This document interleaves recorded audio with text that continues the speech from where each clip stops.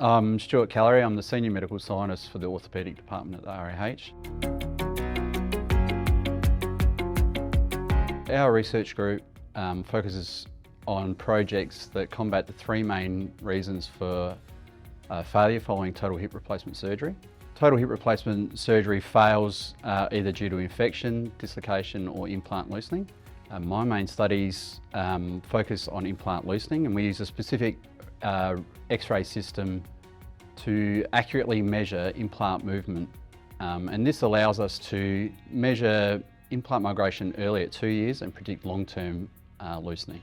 One of the challenges with researching hip replacement outcomes is that you have to follow patients up to 15 to 20 years.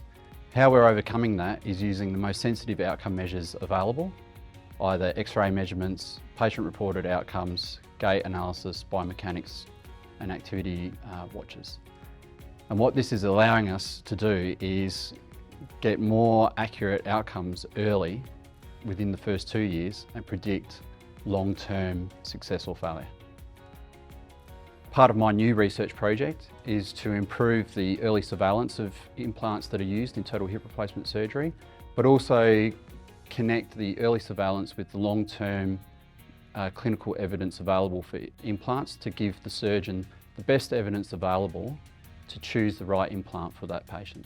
And one of the advantages that we have here at the Royal Adelaide Hospital is that we have a close link between basic scientists, clinical research team and the clinicians themselves.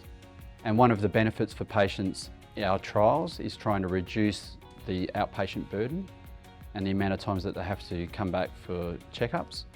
But the revision patients, in particular, we're trying to reduce the number of further surgeries that patient will undergo.